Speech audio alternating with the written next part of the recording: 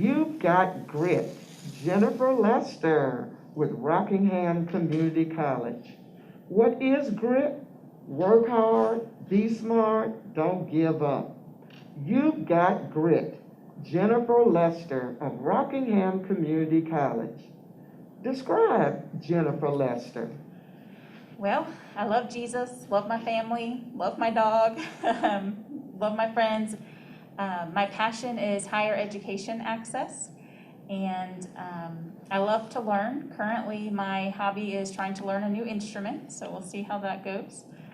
But overall, I just think maybe I'm an extroverted introvert, if that makes sense. I love people, I love working with people, helping people, and then I need to go home and recharge and read a good book and be quiet for a little bit.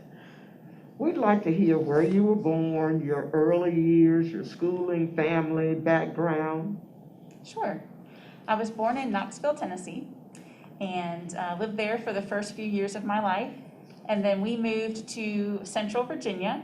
I grew up on a family farm in Central Virginia. We had orchards, pigs, and then later we got goats. So it was a lovely existence. Worked on the family farm, went to farmers markets, things like that most of my life. I have a fabulous family. I grew up with my mom and dad and my sister, the four of us. So very fortunate, very blessed. I went to public schools up in Central Virginia. It's very small because it's very rural. My interest in those days was forensics and drama. And then I went on to the University of Virginia, and I was heavily involved in the Baptist Student Union at the University of Virginia. So just had a very charmed growing up. What about your formal education and your career experiences? So my undergrad was at the University of Virginia. I studied anthropology and archaeology. I started out pre-med because I thought that's what everybody wanted me to do. I was good at science in high school. I just thought, everybody told me they thought I would be good at that. And I quickly realized that that was not my passion. I do not like blood. I do not like bodily fluids. So I realized quickly that was not my passion. And once my dad and I had a conversation about what did I really want to do, where did I see myself, and once we figured out that was archaeology, he said, make it happen. So I flourished there once I got my passion situated. And I think that's why I have such an interest in higher education access now, and helping students figure out where they want to go and what they want to do.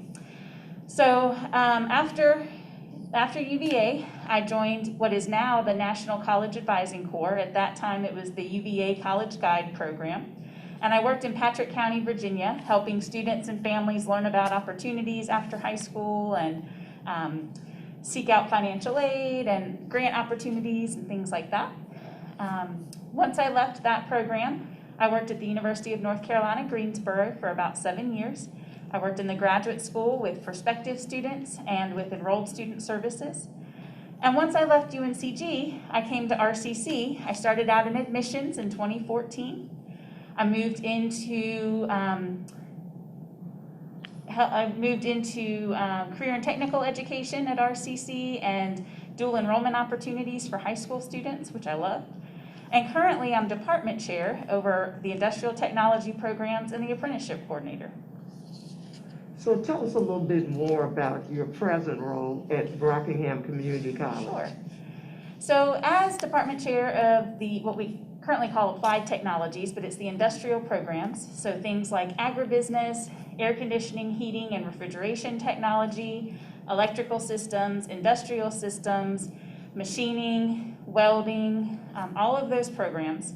I work as a resource for the faculty, the staff, and the students. I do a lot of the administrative work, like scheduling the classes. I oversee some federal grants. There's a whole lot of things I do on the administrative side to make sure that the programs are running smoothly and we have a good program to offer the students. And as apprenticeship coordinator, I have the honor of working with our companies who are interested in apprenticeship and our students who are interested in apprenticeship, helping to get them on the right track, on the right path. It's an amazing opportunity, apprenticeship is. There's a lot of regional work being done and a lot of state work being done on apprenticeships to help make those opportunities accessible for companies so that they can grow their workforce and students can grow their careers. Tell us how Rockingham Community College, Rockingham County Schools, and local businesses and industries are all connected to support our future workforce and local students. Well, you've heard it said that it takes a village to raise a child, and I think the same can be said of the workforce. It really takes a village, and I'm really proud of our community and what we're doing to improve our workforce. So all of these organizations are meeting regularly to plan and to provide opportunities. And our county has been so fortunate in some cases to grow existing business and industry, and in other cases bring in new business and industry. And there's a lot of examples that we could cite, but from my personal experience, I'm going to cite Rockatop.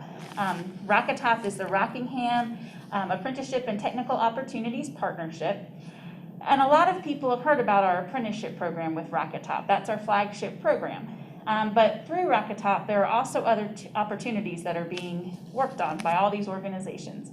And so these opportunities are for industry who may not need an associate's degree, for example. Our apprenticeship program is focusing on an associate degree. They may not need an associate degree. They may need something different. So there's going to be opportunities for earning credentials that might be less than an associate degree, might take some less time. There'll be opportunities for internships, for job shadowing, for fellowship programs that we're working on, different things like that. So we're really focusing on growing the workforce through education and training and all of the opportunities that are available there. So stay tuned, more to come. What can parents and guardians do to assist in better preparing their youngsters for a brave new world? That's a great question. And as a parent and an educator, I've thought a lot about that and how I'm going to prepare my own child. And so I made a list. So forgive me if I look at my list here, but I want to make sure that I'm not missing something important. So the first thing I would say is expose your children to new opportunities. I'm not saying you have to spend money to send them to the best camps or anything like that, but we can expose our students to new careers all the time, whether it's through a conversation about opportunities or talking about something you've seen on a TV show. For example, my son and I right now are watching a documentary on the veterinarians and the handlers at Disney and how they work with the animals, and that's a career he hadn't thought of previously. Second, I would say foster a love of learning, and I don't necessarily mean, push your child to get straight A's, but what I mean is help them appreciate the opportunity to learn new skills and new ways of doing things, to be teachable, to be adaptable, to learn from others even if you don't agree with them all the time.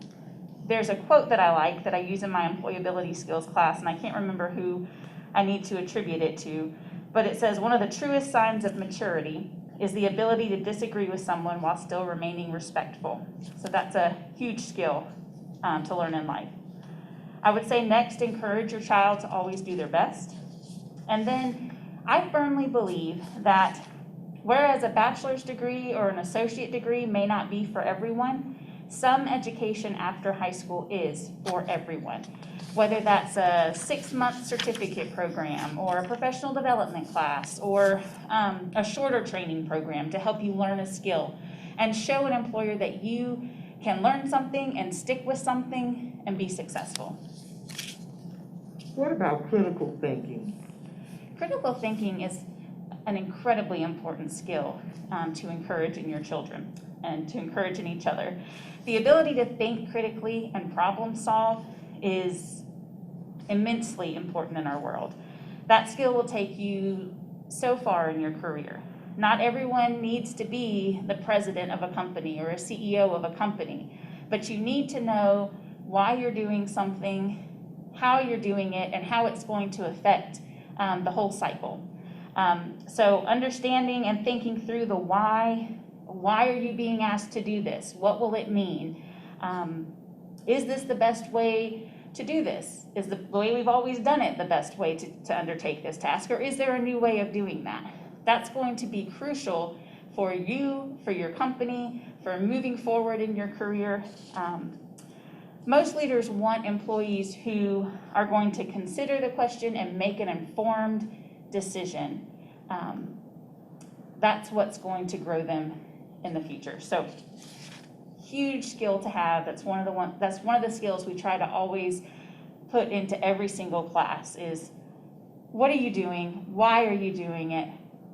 What's going to happen if the outcome doesn't present in a way you think it's going to present? How do you troubleshoot this? What about soft skills? Well, all of the employers in our community and throughout the country are highlighting soft skills as some of the most important aspects of getting and keeping a job. The technical skills are incredibly important as well. You know, we're teaching them the technical skills. But if you don't have the soft skills to back those up, you're not going to be successful. We have a mandatory class in the industrial tech programs.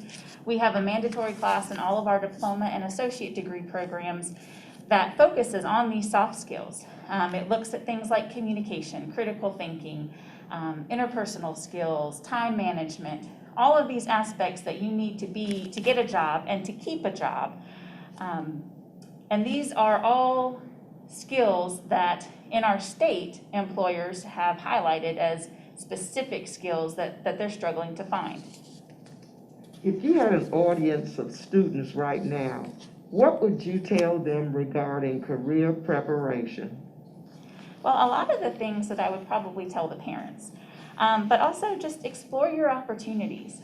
Volunteer. Watch videos on different careers if you can't get out and volunteer. Talk to people who do that career. Take a class on the subject if you're really interested. And the other big thing I'd say is learn to self-advocate. A lot of our students don't know that skill. And what I mean by that is if you need help or if you need something, ask or find the resource that you need. At the college level and in the workforce, there are not going to be people to hold your hand and anticipate your needs.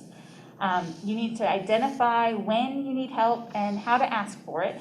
And that might be in the form of mental health counseling or debt assistance or assistance with utilities, food, skill training, education, educational accommodations, whatever it is, you need to learn how to ask for it if you need it. There should be no stigma attached to asking for help.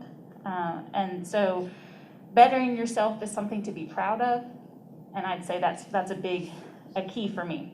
Also to be teachable, as I mentioned before. To do your best, whatever that looks like for you, and that's going to be different for you than it is for me. So doing your best, even when no one is watching. I think C.S. Lewis said something about that one time.